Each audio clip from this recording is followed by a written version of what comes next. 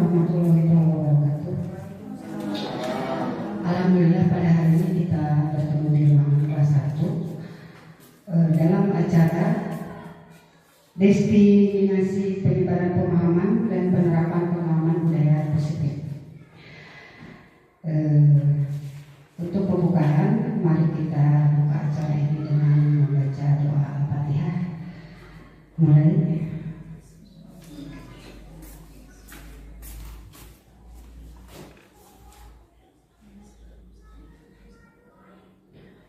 Amin amin ya rabbal alamin. Sudah selesai.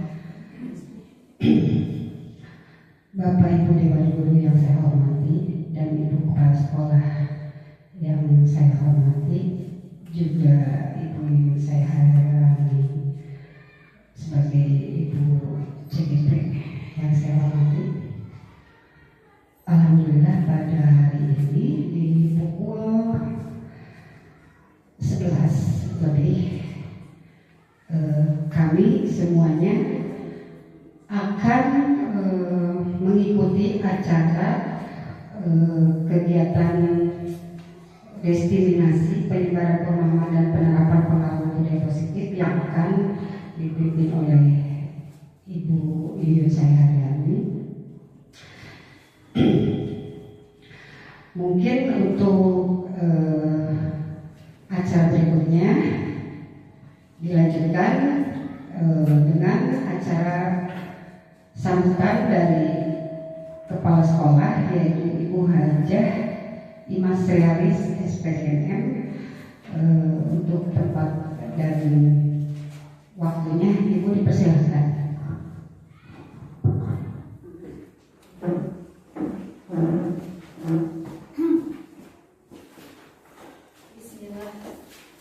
Bismillahirrahmanirrahim.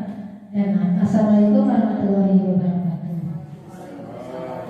Bismillahirrahmanirrahim. Assalatu wassalamu ala rasulillah. La haula wala quwwata illa billah.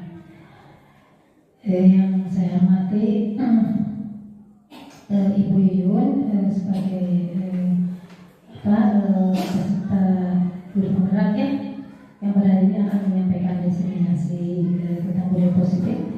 Yang saya hormati Bapak Ibu Guru SD Negeri Cibalatung.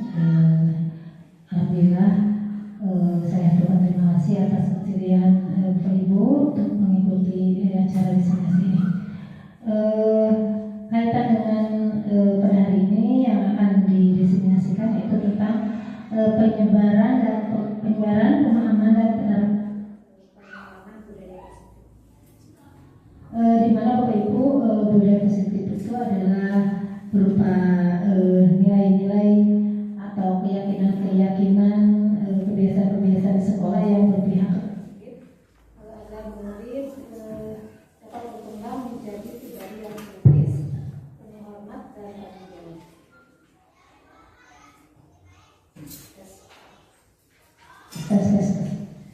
Bapak Ibu, budaya positif ini penting bagi kita semua sebagai pendidik.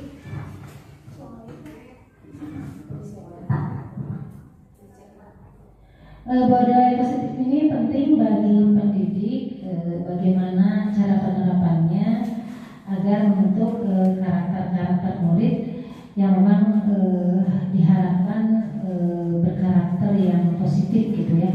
Misalkan budaya-budaya bagaimana kebiasaan-kebiasaan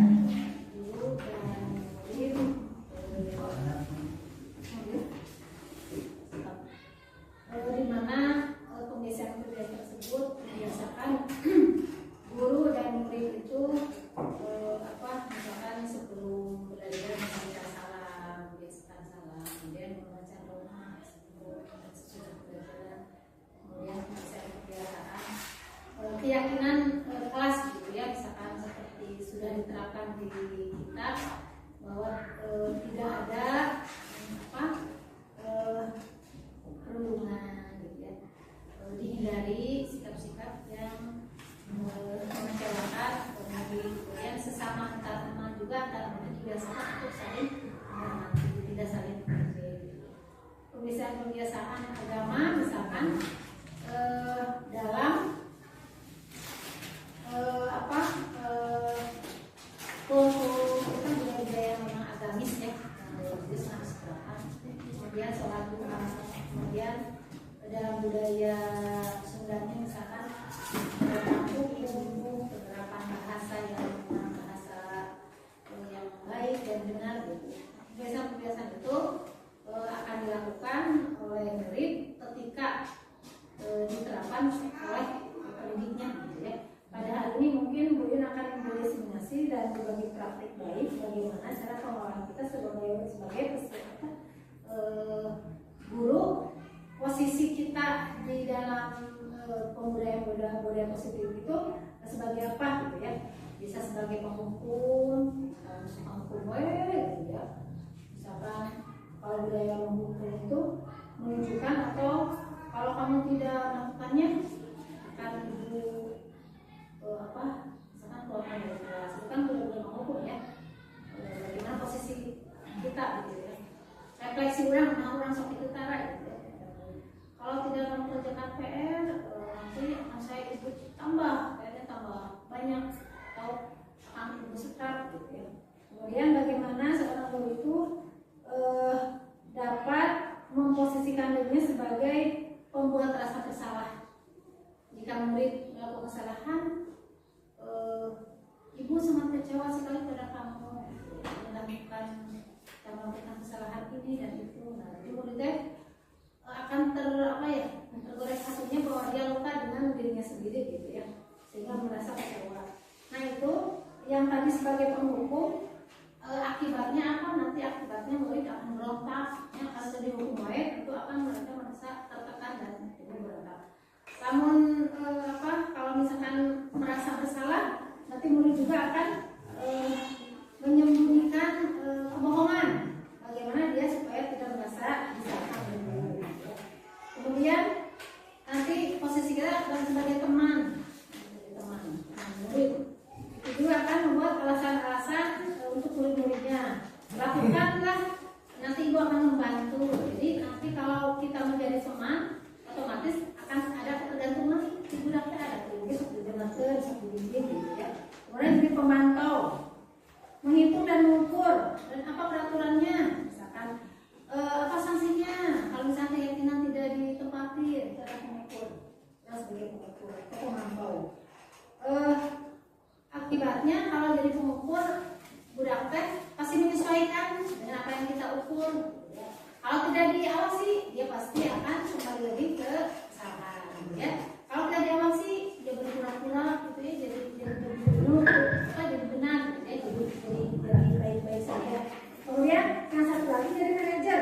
Kalau jadi manajer, kita mengajukan pertanyaan-pertanyaan kepada murid, menggali potensi murid, mengeksplor apa yang ingin murid rasakan, apa yang ingin dipelajari oleh murid gitu ya. Misalkan dengan pertanyaan-pertanyaan seperti coaching, apa yang diyakini di kelas ini, apa yang kamu harapkan, apa yang kamu yakini, apa yang kita harus perbaiki di kelas ini, gitu ya. Kira-kira kalau ada kesalahan apa yang kita lakukan. Nah, kalau manajerial itu seolah kita menggali potensi murid supaya murid lebih baik dengan usahanya sendiri, gitu ya. Dan akibat yang akan ditimbulkan yaitu akan menguatkan karakter mereka gitu. Nah Bapak Ibu nanti refleksi apakah posisi kita itu di mana gitu ya, kita sebagai guru. Mudah-mudahan kita dapat memposisikan pada saat tepatnya gitu ya, pada saat yang tepat dan kepada peserta didik bagaimana cara menguatkan karakter. Mungkin nanti bisa dipahami dipahami dengan secara seluruh, kemudian diskusikan apa yang harus kita lakukan sebagai pendidik. Penguatan dari saya cukup sekian, mudah-mudahan ada manfaatnya. Mohon maaf bila ada kesalahan. Wassalamualaikum warahmatullahi wabarakatuh. Waalaikumsalam warahmatullahi wabarakatuh. Terima kasih atas sambutannya kepada Ibu Kepala Sekolah. Acara yang ketiga yaitu acara pemaparan diskriminasi. Dan pemaparan diskriminasi ini akan dipaparkan oleh Ibu saya Hairani SPD. Waktu dan tempat dipersilakan.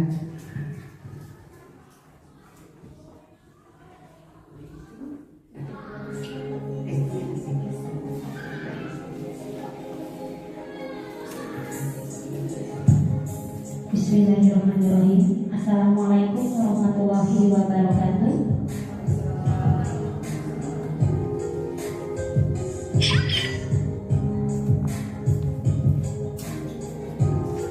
Alhamdulillahirabbil alamin wa ala alihi nasta'inu umuri dunya wa din wa ala alihi wa sahbihi ajmain amma ba'du. Qala rabbi shrah li sadri wa yassir li amri wahlul 'uqdatam min lisani yafqahu qawli. Pertama-tama marilah kita memanjatkan puji dan syukur kepada Allah Subhanahu wa taala yang mana pada kesempatan kali ini kita bisa kumpul bersama dalam kegiatan diseminasi aksi nyata penyebaran pemahaman budaya positif di SD Negeri Cibalagu. Shalawat serta salam marilah kita curahkan kepada junjungan Nabi besar Muhammad Sallallahu Alaihi Wasallam yang telah melimpah curahkan kepada kita. Yang terhormat Ibu Kepala Sekolah SD Negeri Cibalagu, yang terhormat Bapak Ibu Guru Dewan Guru, terima kasih sudah dapat hadir di kesempatan ini dalam diseminasi penyebaran pemahaman budaya positif yang akan dilaksanakan di SD Negeri Cibalagu. Terlebih dahulu saya memohon maaf kepada Bapak Ibu sekalian. Saya mengadakan praktek baik ini bukan bermaksud menggurui atau ingin menunjukkan ilmu yang saya pahami.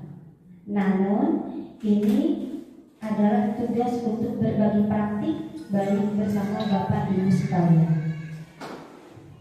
Baik, Bapak Ibu yang saya hormati, dalam kesempatan ini saya seorang guru, calon guru penggerak angkatan 11 akan berbagi praktik kepada ibu-ibu bapak semuanya dalam kegiatan diseminasi ini dilatar belakangi dengan filosofi Ki Hajar Dewantara.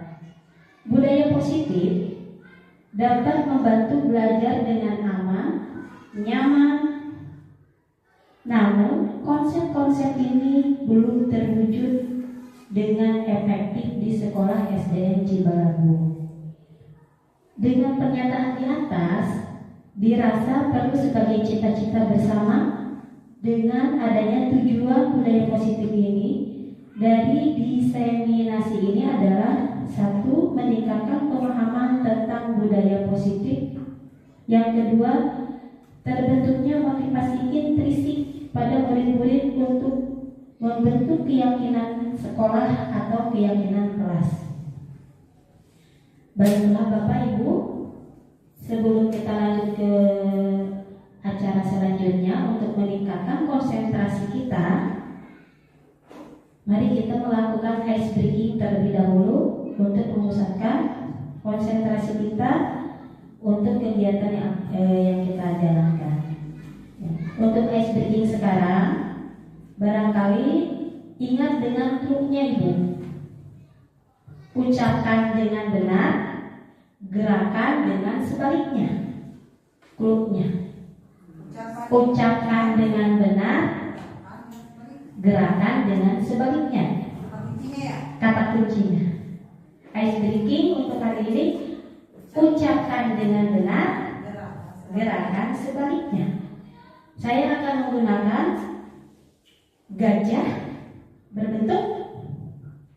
bentuknya besar, semut kecil, ular panjang, kalau ular pendek, ular ya. Baik, boleh barangkali saya mohon Bapak Ibu semuanya untuk berdiri. Jangan lupa klubnya. Ucapkan dengan sebenarnya, gerakan dengan sebaliknya. Siap. Gajah, ular, ular, semut, semut, semut, gajah, ular, semut, ular, ular, gajah, semut. Kecil. Jangan lupa, iya, ucapkan dengan sebaliknya, ucapkan dengan sebenarnya, gerakan dengan sebaliknya. Gajah, ular, ular, semut, gajah, ular, ular, semut, gajah, ular, ular, semut. 1, 2, 3, semut, semut. Kecil.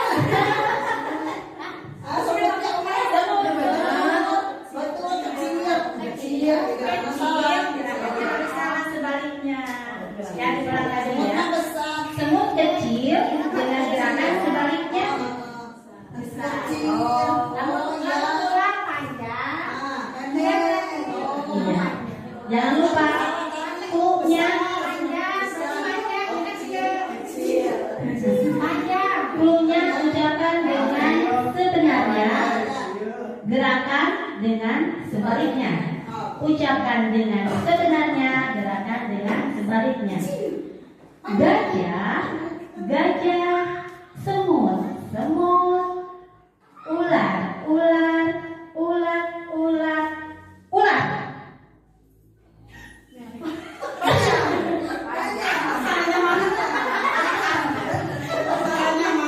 Panjang. Iya, panjang.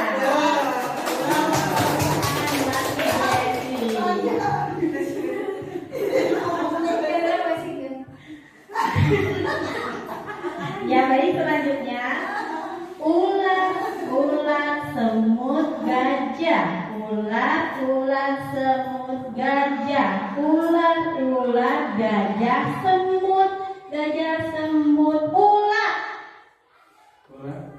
Panjang.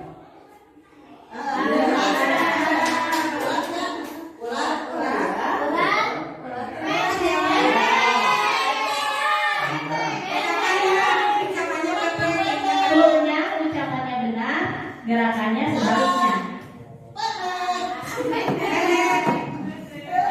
Biar memusatkan konsentrasi sebelum kegiatan selanjutnya. Siap? Konsentrasi.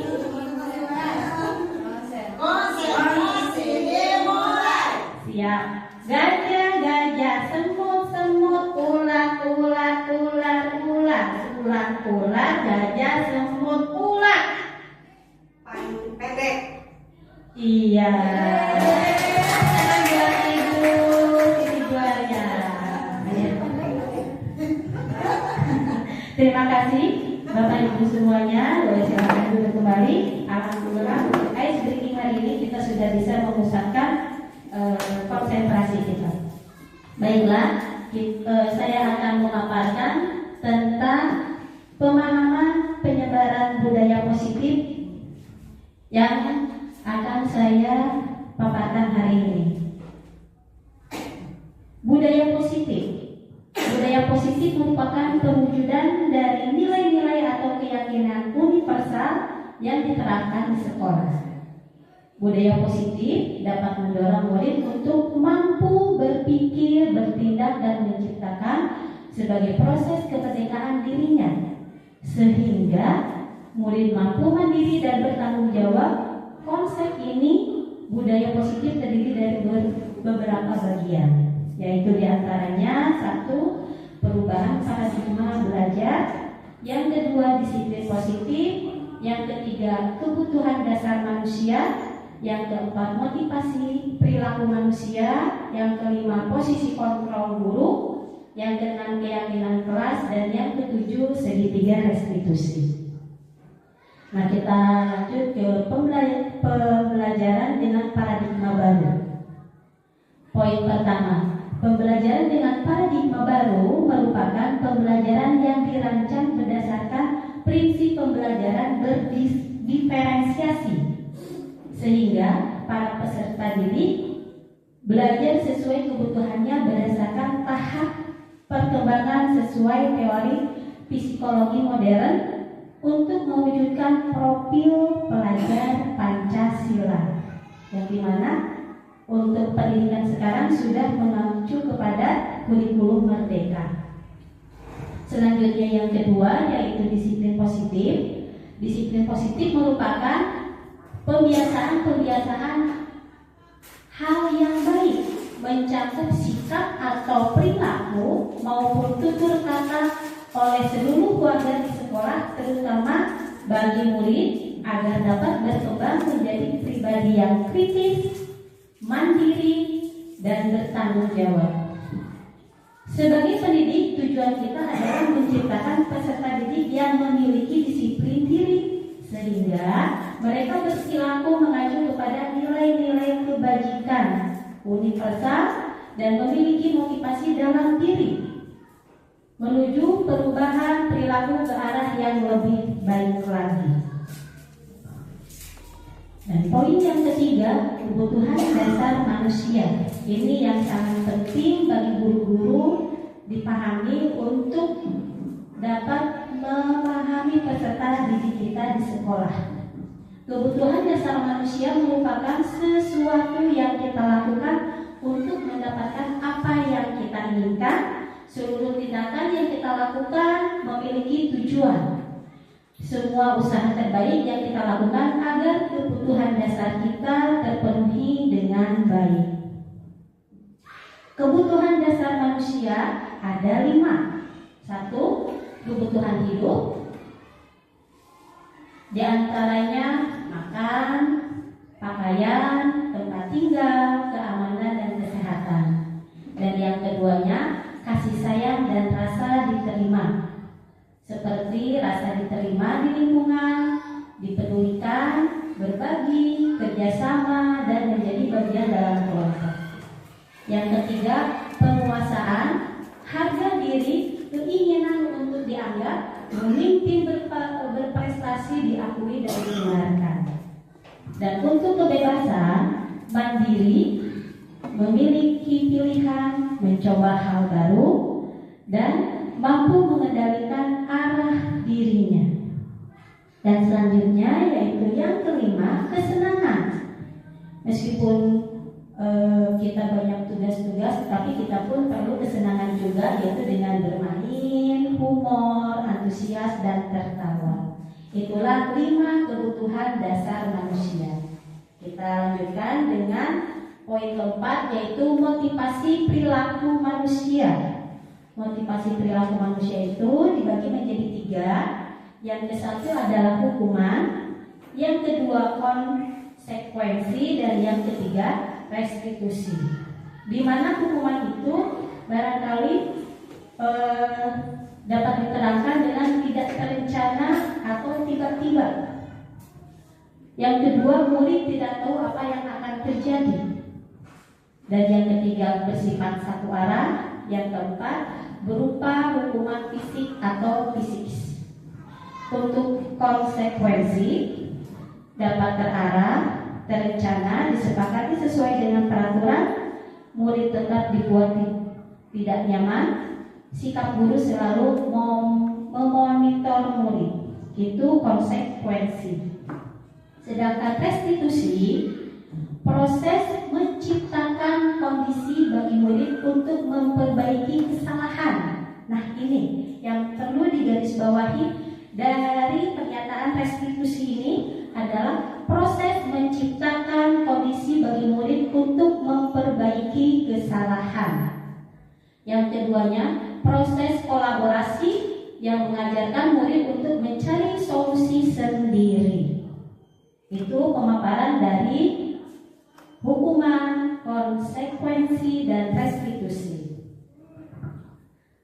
Yang selanjutnya kita akan menuju ke posisi kontrol guru. Posisi kontrol guru itu ada 5. 1, penghukum. Yang kedua, membuat rasa bersalah. Yang ketiga, teman. Yang keempat, pemantau. Dan yang kelima, manajer. Nah, di sini ada sedikit penerangannya. Kasus Adi yang terlambat hadir di sekolah dengan posisi kontrol guru sebagai penghukum. Nah, posisi kontrol sebagai penghukum, pasti nada suara guru itu tinggi, bahasa tubuh, mata melotot, dan jari menunjukkan menghardik. Itu yang ada di karakter-karakter jiwa penghukum. Dengan kata-kata yang diungkapkan oleh guru, terlambat lagi, pasti terlambat lagi, selalu datang terlambat, kapan bisa datang tepat waktu, dengan nada yang tinggi, bahasa tubuh, mata melotot, dan jari menunjuk. Tanyakan kepada dirinya, bagaimana perasaan murid jika guru berbicara seperti itu pada saat muridnya datang terlambat. Nah, kita barangkali bisa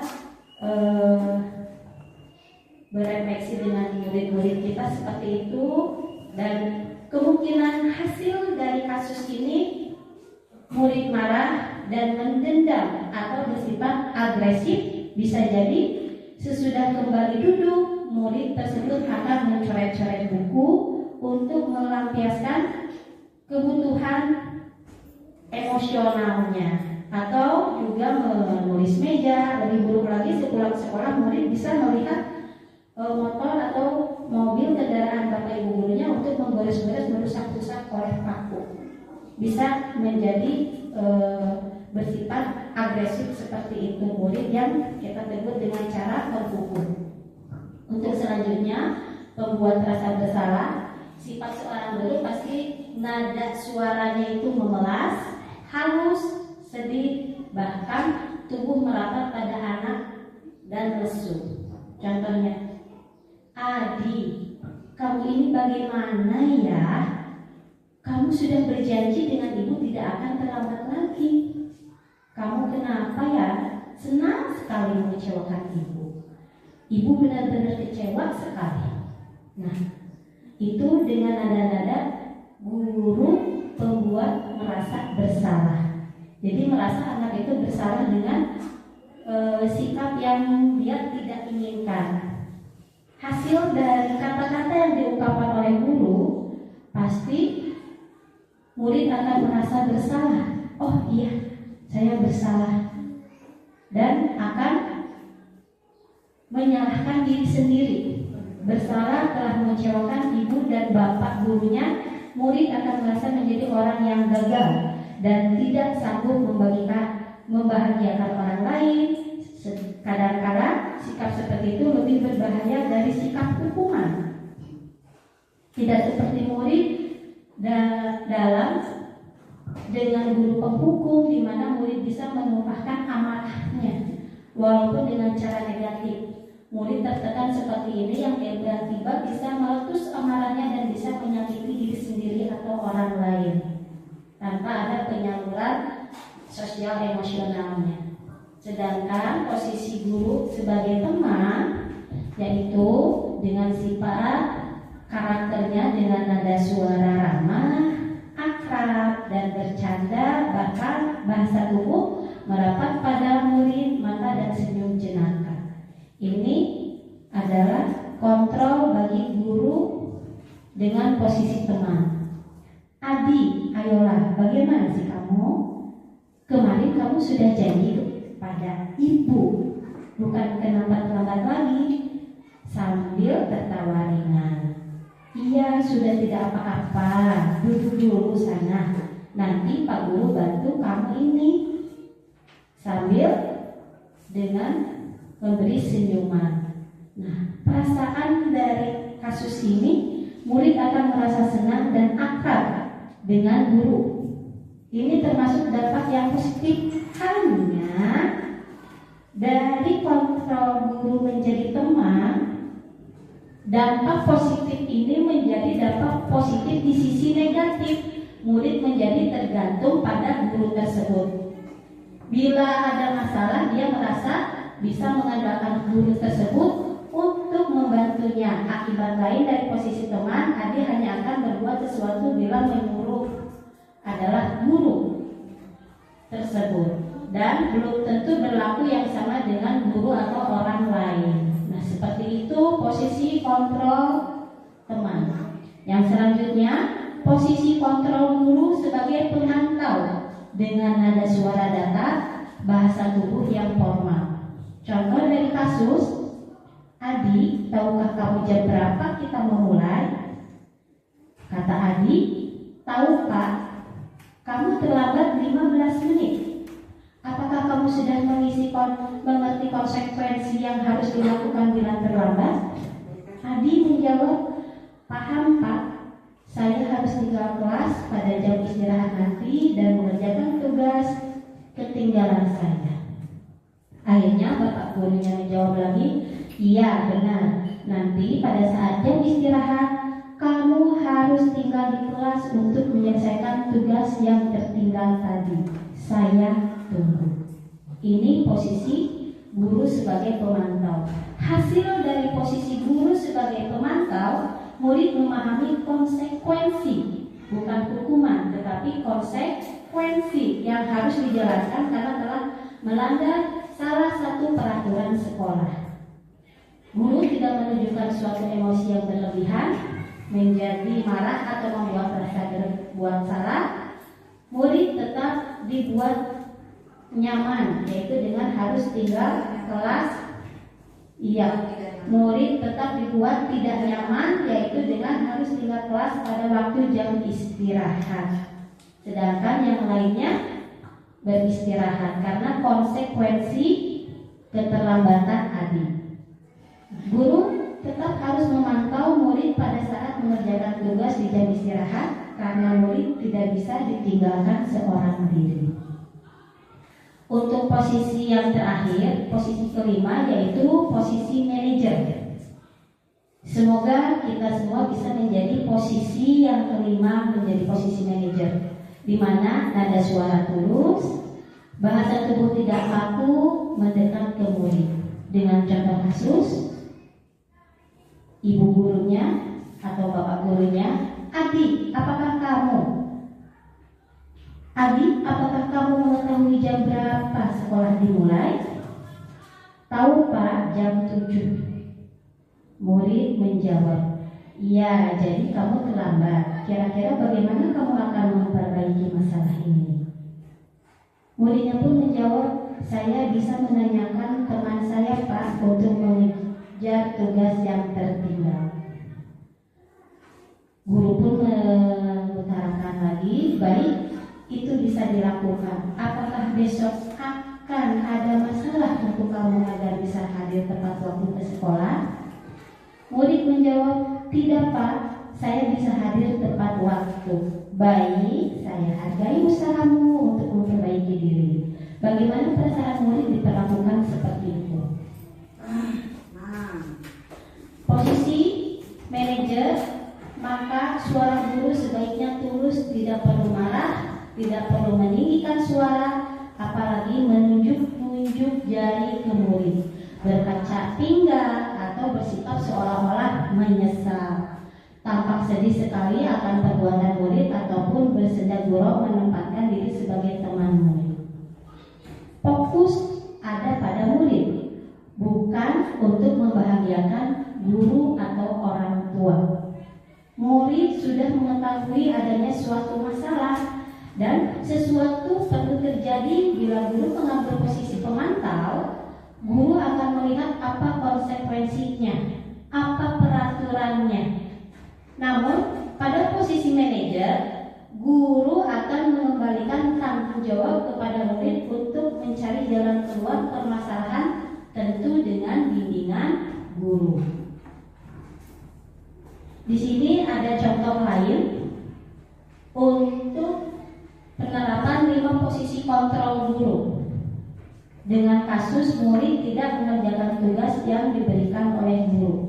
Dalam posisi penghukum, pasti guru akan menghukum siswanya untuk berdiri dengan sebelah kaki di depan kelas. Untuk posisi pembuat merasa bersalah, pasti guru akan berkata, kesekian kali ibu sudah ingatkan, kamu senang ya melihat ibu terus-terusan bertindak seperti ini. Untuk posisi kontrol guru sebagai teman, akan memaparkan, ayo dong kamu kerjakan tugasnya, nanti kalau sudah selesai kita main games. Untuk posisi kontrol pemantau, kamu sudah melakukan kesalahan dan sudah mengetahui konsekuensinya. Sekarang selesaikan dan segera kumpulkan. Dan untuk posisi kontrol manager, pasti guru akan memberikan pemahaman. Apakah kamu tahu kesalahanmu? Keyakinan sekolah apa yang kamu langgar? Dan apa yang akan kamu lakukan untuk menyelesaikannya? Memberi rasa tanggung jawab kepada dirinya. Nah, di sini barangkali posisi kontrol apakah aku, dapat Bapak Ibu tebak dalam posisi kontrol ini. Posisi kontrol apakah aku apabila kamu itu tidak pernah benar melakukannya. Sekarang keliling lapang 3 kali. Posisi kontrol apa ini? Hukuman. Iya, posisi kontrol hukuman. Penghukum ya. Untuk selanjutnya, posisi kontrol apakah? Saya kecewa sekali dengan kamu. Membuat rasa bersalah. Iya, membuat rasa bersalah. Selanjutnya, posisi kontrol apakah aku? Ayolah, lakukan demi Bapak Ibu. Iya, posisi kontrol sebagai teman. Untuk selanjutnya, posisi kontrol apakah aku? Kamu terlambat 15 menit, apakah kamu sudah mengerti konsekuensi yang dilakukan bila terlambat? Konsekuensi pemantau. Ya, untuk yang kelima, posisi kontrol apakah aku? Kira-kira bagaimana kamu akan memperbaiki masalah ini? Iya, itu adalah posisi kontrol manajer. Alhamdulillah dari pemaparan ini barangkali Ibu, Bapak Guru sudah paham tentang 5 posisi kontrol yang harus kita pahami dan perlu diambil.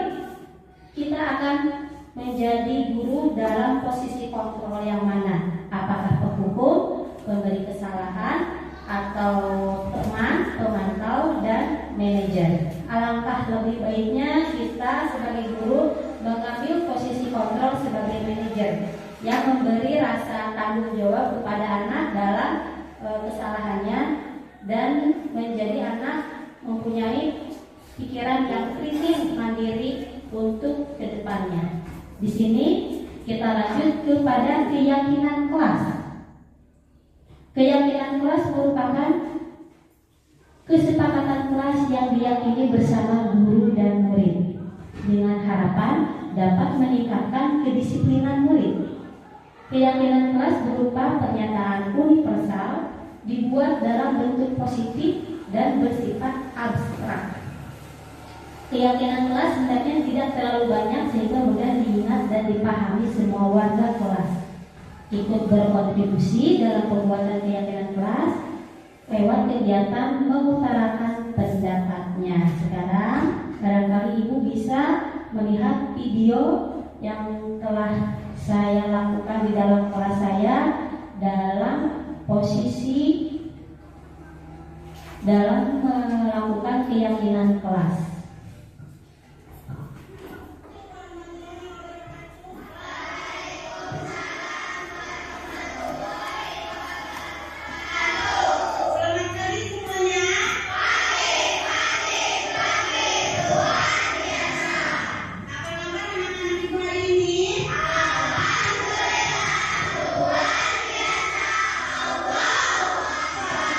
Alhamdulillah, anak-anakku sekalian,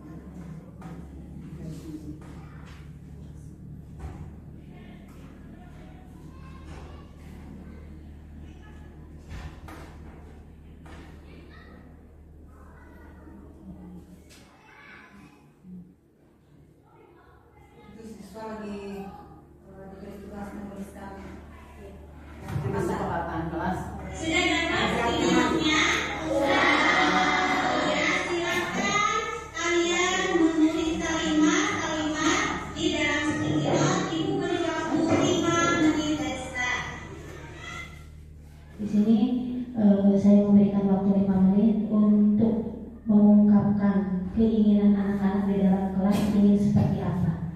Ternyata anak-anak banyak sekali beragam keinginannya, ingin kelasnya bersih, ingin nyaman, ingin tertib, tidak gaduh. Nah, dari ide-ide atau kalimat-kalimat yang dipaparkan oleh anak, kita bisa mengumpulkan yang sesuai, yang termasuk dengan keyakinan yang akan kita buat di kelas.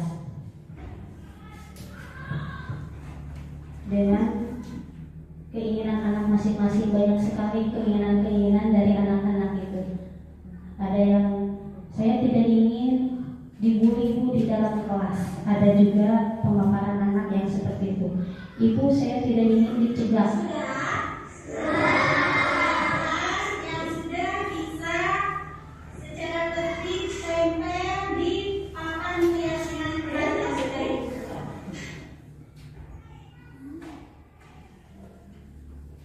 Hasil anak ditempel dan nanti akan diseleksi oleh guru untuk penetapan keyakinan kelas yang akan disepakati bersama dengan tidak terlalu banyak yang kita gunakan, tetapi menumbuhkan rasa tanggung jawab, kedisiplinan, dan saling menghargai sesama teman.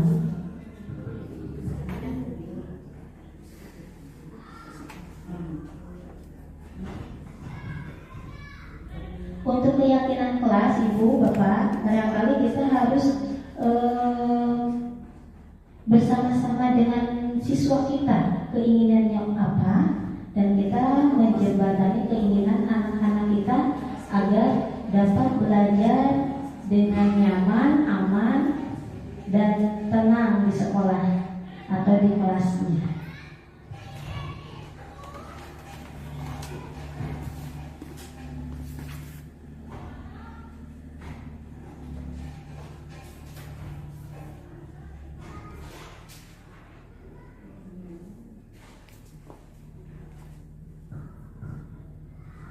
Dari penerapan keyakinan kelas ini, tujuan kita akan menumbuhkan karakter anak dalam rasa tanggung jawab, dalam rasa saling menghargai, menghormati, dan kedisiplinan dirinya sendiri, dari kebersihan diri dan kebersihan lingkungan kelas serta lingkungan sekolah.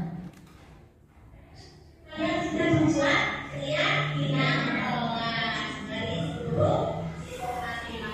Sekarang kita akan menyeleksi atau kita akan memilih barangkali di kalimat-kalimat yang kalian buat ada kesamaan dengan teman-teman kalian. Ini bertanggung jawab. Bertanggung jawab, saling menghormati, jaga kebersihan.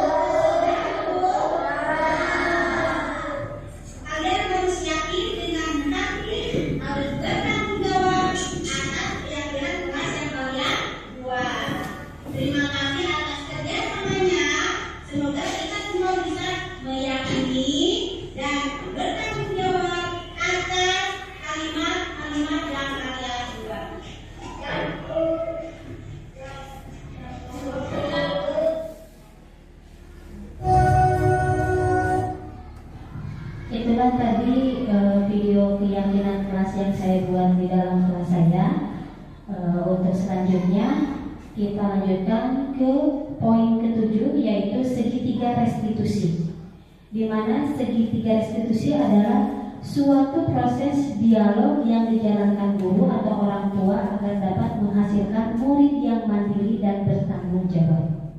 Segitiga restitusi membantu murid memiliki tujuan, disiplin positif, dan memperbaiki dirinya setelah berbuat kesalahan.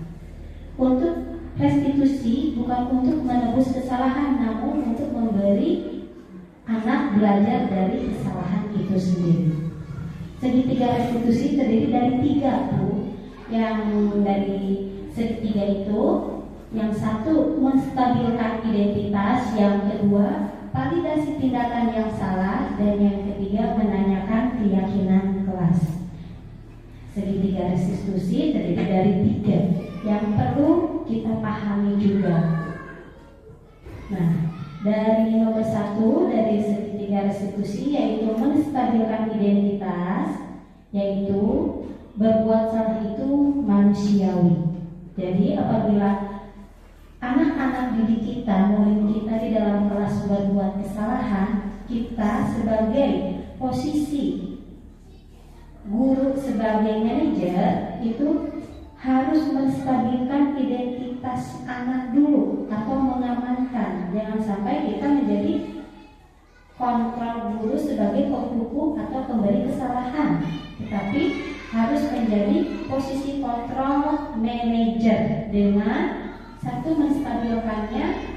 Berbuat salah itu manusiawi, tidak ada manusia yang sempurna. Dengan kata-kata itu insya Allah anak-anak akan paham, tidak menyalahkan anak, tetapi menstabilkan sosial emosional anak dalam identitas ini. Dengan selanjutnya, Bapak Ibu juga pernah melakukan kesalahan seperti itu. Bapak Ibu tidak tertarik mencari siapa yang salah, tetapi Bapak Ibu ingin mencari solusi dari permasalahan ini. Yang selanjutnya, kamu berhak merasa begitu. Itu kata-kata dalam menstabilkan identitas anak. Untuk selanjutnya, setelah kita langkah pertama menindaklanjuti identitas, lanjut ke langkah kedua, yaitu validasi tindakan yang salah, yaitu dengan kata-katanya atau dengan pengungkapkan kepada anaknya, kamu pasti punya alasan mengapa melakukan hal itu. Yang kedua, padahal kamu bisa melakukan yang lebih buruk dari ini ya.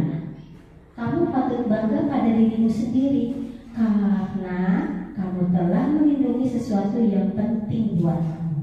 Itu kata-kata yang harus kita berikan kepada anak ketika kita akan memvalidasi tindakan yang salah. Yang selanjutnya yaitu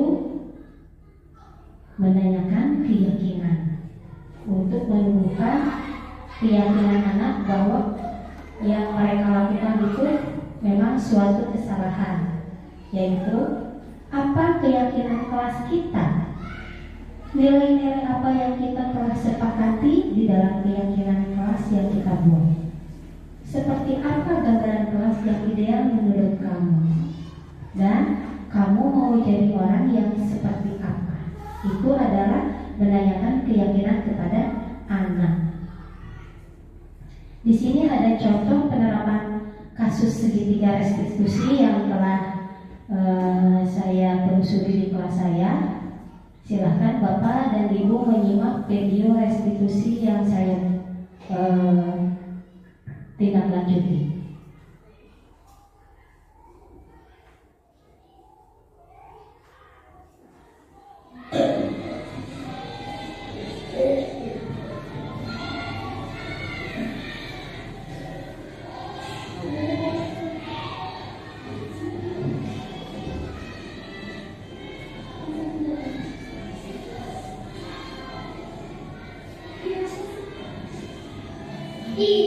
Jangan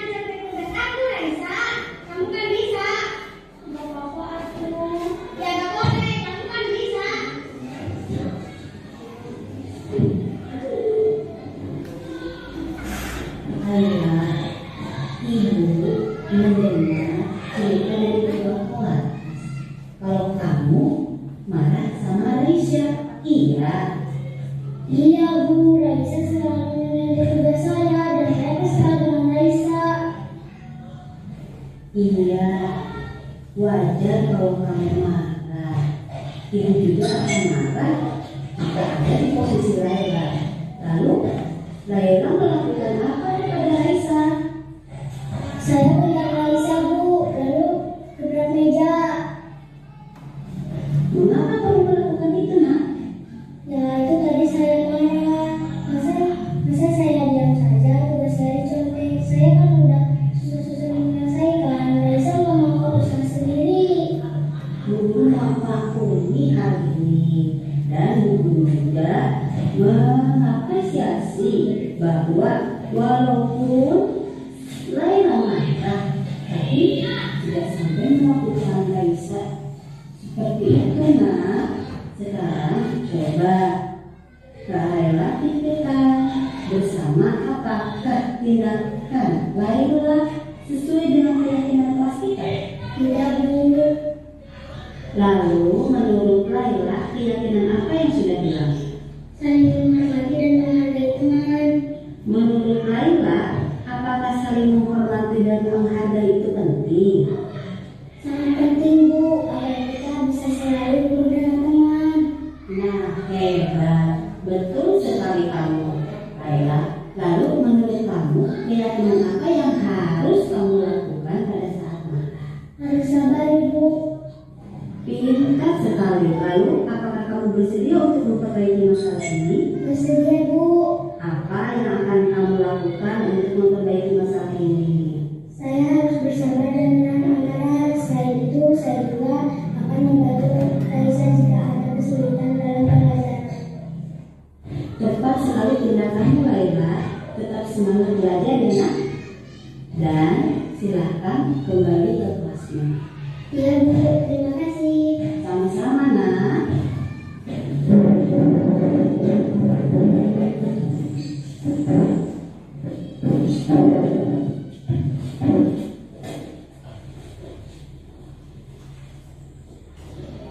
Terima kasih Bu Nurul. Laila tidak akan mengulangi kesalahan Laila lagi. Laila akan membantu teman-teman yang membutuhkan bantuan Laila.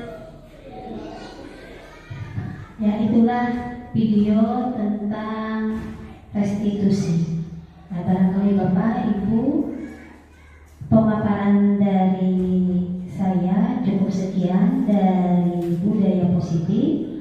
Untuk selanjutnya tadi ada Ibu yang ingin bertanya, silahkan nanti dalam sesi tanya jawab. Ya, terima kasih. Semoga bermanfaat dan tetap semangat selalu menggali potensi anak-anak kita, membuat anak-anak kita nyaman, aman, dan menjadi sekolah yang aman. Nah, cukup sekian. Billahi taufiq wal hidayah. Wassalamualaikum warahmatullahi wabarakatuh.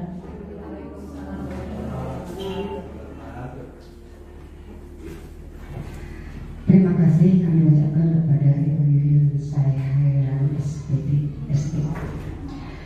atas paparannya tentang diseminasi penyebaran pemahaman dan penerapan pengalaman budaya positif. Semoga bermanfaat dan menjadi motivasi para bapak dan ibu guru SD Negeri Cibalakung ya. Semangat, semangat. Baiklah, cara yang keempat yaitu tanya jawab atau diskusi. Kepada bapak dan ibu yang ingin bertanya atau ingin mendiskusikan hal yang ditemukan pada paparan Ibu saya Rami, dipersilakan. Ibu Wiwi. Assalamualaikum warahmatullahi wabarakatuh. Waalaikumsalam. Ini bukan bertanya, cuma ini yang tadi antara keyakinan kelas sama kesepakatan kelas itu sama apa bedanya gitu. Kan tadi Ibu dalam pertama ke anak menyebut anak-anak ini Ibu akan keyakinan kelas, tapi di dalam penjelasannya Ibu bilang kesepakatan kelas. Jadi mungkin si anak itu apa ini keyakinan apa kesepakatan gitu. Mungkin ada itu aja gitu. Ya, terima kasih. Ya, terima kasih Bu Wiwi. Apakah keyakinan kelas dengan kesepakatan kelas itu sama? Kita perlu menerapkan dulu keyakinan terhadap anak-anak. Karena apa?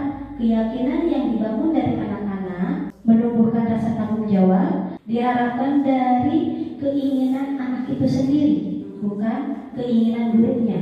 Anak-anak di dalam kelas ingin seperti apa, jadi pemikiran anak kita memantik itu anak ingin mempunyai kondisi sekolah seperti apa dengan menekan pada anak dengan keyakinan dirinya. Nah, dari keyakinan yang sudah muncul dari anak-anak, akhirnya kita membuat kesepakatan. Antara keyakinan dengan kesepakatan Tidak jauh beda, ada perbedaannya. Lebih baik kita membuat keyakinan yang diyakini oleh anak agar anak bertanggung jawab. Oh, saya punya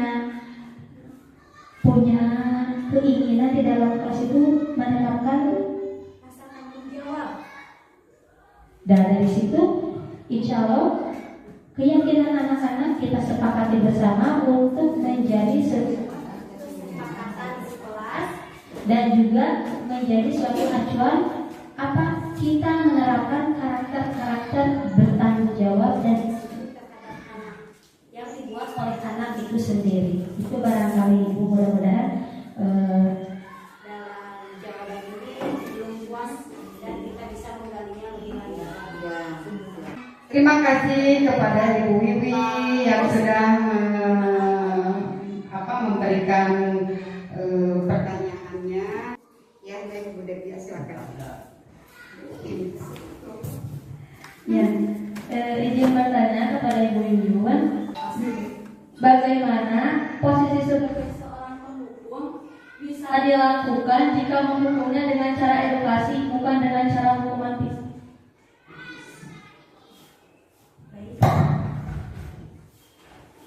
Saya masuk ke kampung Bu.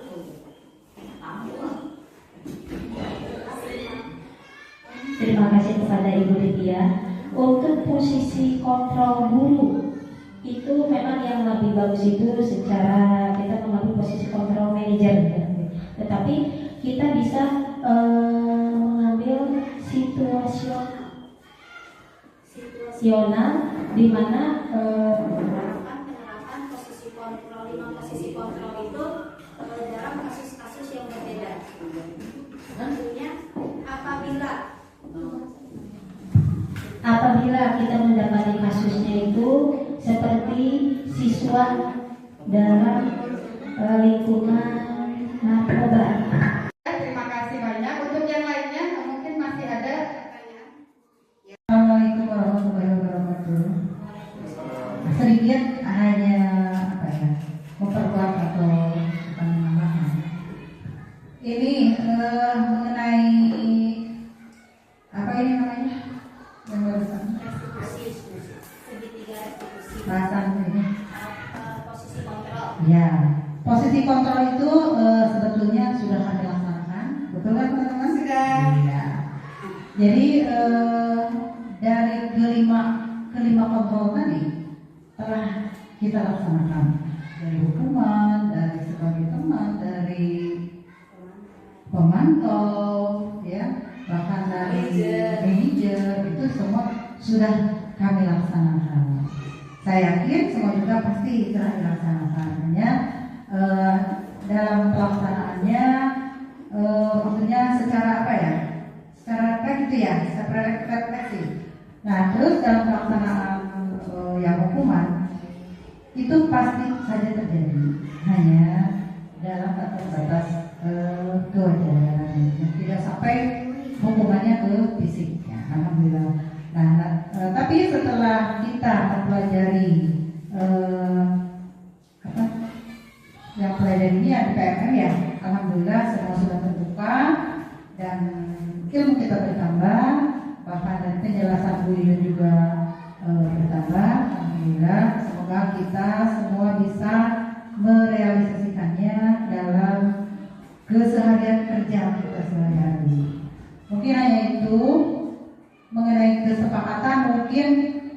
keyakinan, langsung kesepakatan, itu ya barangkali. Ya. Pertanyaannya itu, terima kasih. Assalamualaikum warahmatullahi wabarakatuh. Baik, terima kasih kepada Ibu Kusdiwati ST. Hatur nuhun kasadayana. Baiklah, untuk acara pada kegiatan hari ini kita akan tutup. Insya Allah semuanya semoga menjadi pembelajaran dan memotivasi kita semuanya dan bermanfaat untuk kita sebagai pendidik di SD Negeri Cibalanggung. Setelah acara dari pembukaan sambutan dan pemaparan diseminasi, kemudian tanya jawab, maka acara yang terakhir yaitu doa dan tutup. Mari sama-sama kita tutup dengan membaca hamdalah. Alhamdulillahirabbil alamin. Terima kasih kepada semuanya. Mohon maaf jika ada kesalahan dan kehilapan dari kami. Sebagai penyaji, kami belum sempurna. Kesempurnaan hanya milik Allah. Dan sampai jumpa di pertemuan yang berikutnya. Terima kasih. Saya sebagai pembawa acara pada kegiatan siang hari ini. Wassalamualaikum warahmatullahi wabarakatuh. Waalaikumsalam warahmatullahi wabarakatuh.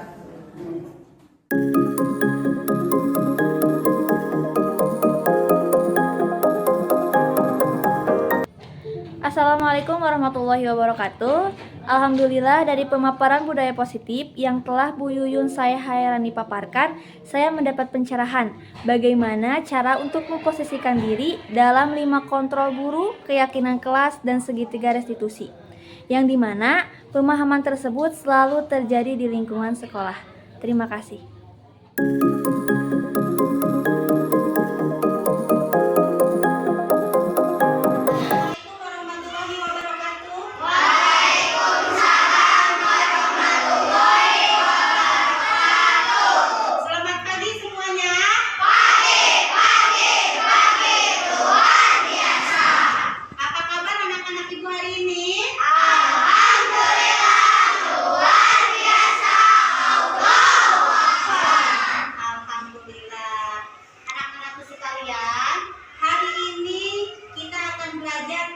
Keyakinan kelas.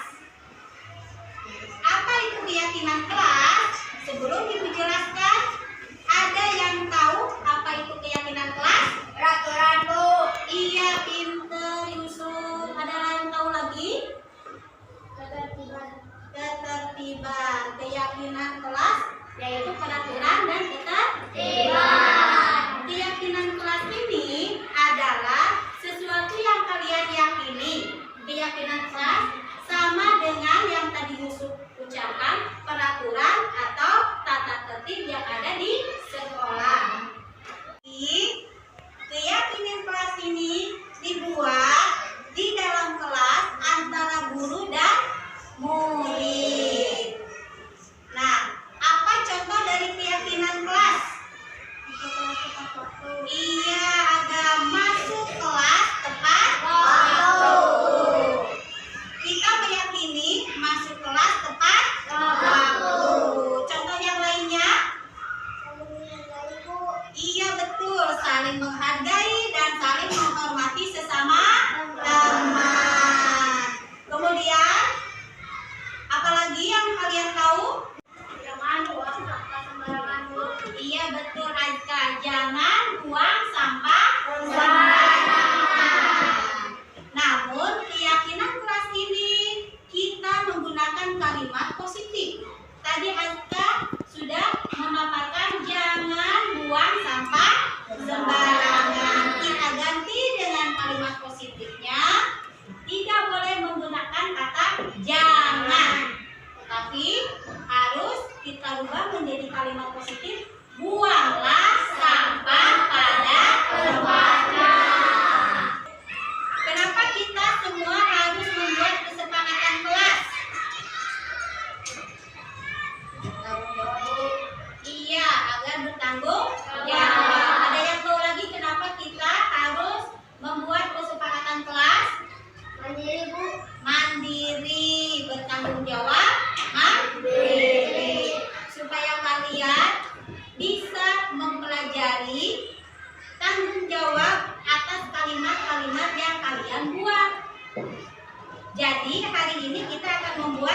keyakinan kelas.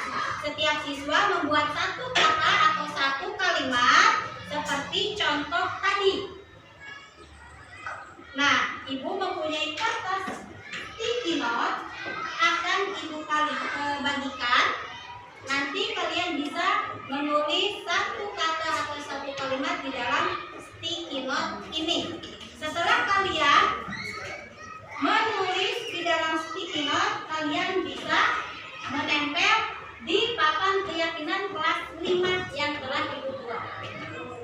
Ibu akan membagikannya.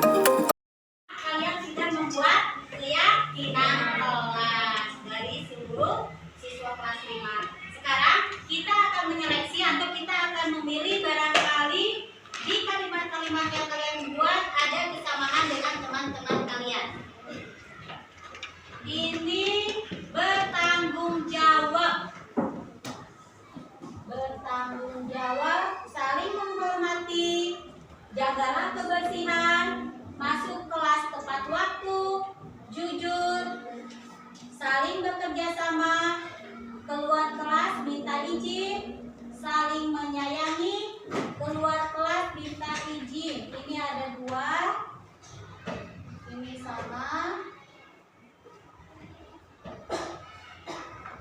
ini sama, saling menyayangi, bertanggung jawab, jaga kebersihan,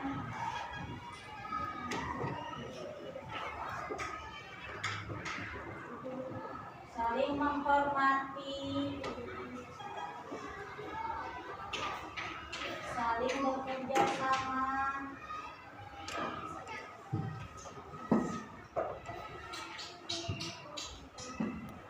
masuk kelas tepat waktu,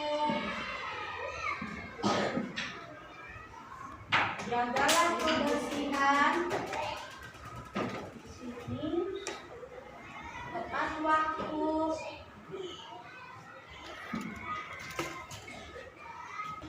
Inilah kesepakatan kelas yang sudah kita sepakati. Nah, sekarang jadi ibu ulang lagi, akan ibu bacakan. Yang pertama, kesepakatan kelas kita, 1, datang tepat waktu. Yang kedua, menghormati guru, menghormati teman sesama, bertanggung jawab, jujur, bertanya jika tidak paham dengan pelajaran, memperhatikan guru saat belajar, piket datang lebih awal, dan saling menyayangi semua teman, serta keluar masuk kelas harus dengan izin terlebih dahulu. Ada yang ingin ditambahkan kesepakatan kelasnya? Sudah cukup? Kalian harus yakin dengan hati, harus bertanggung jawab atas keyakinan kelas yang kalian buat. Terima kasih atas kerjasamanya. Semoga kita semua bisa meyakini dan bertanggung jawab atas kalimat-kalimat yang kalian buat.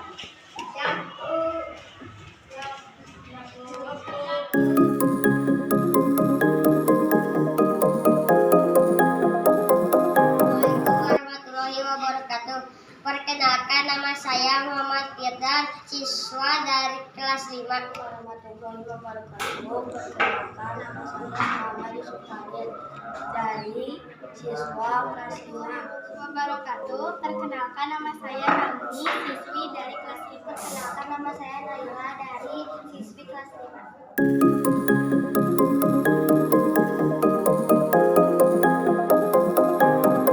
Senang, seru sekali. Bersemangat.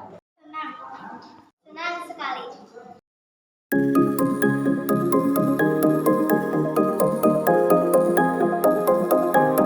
Penting. Ya, sangat penting. Ya, penting. Sangat penting.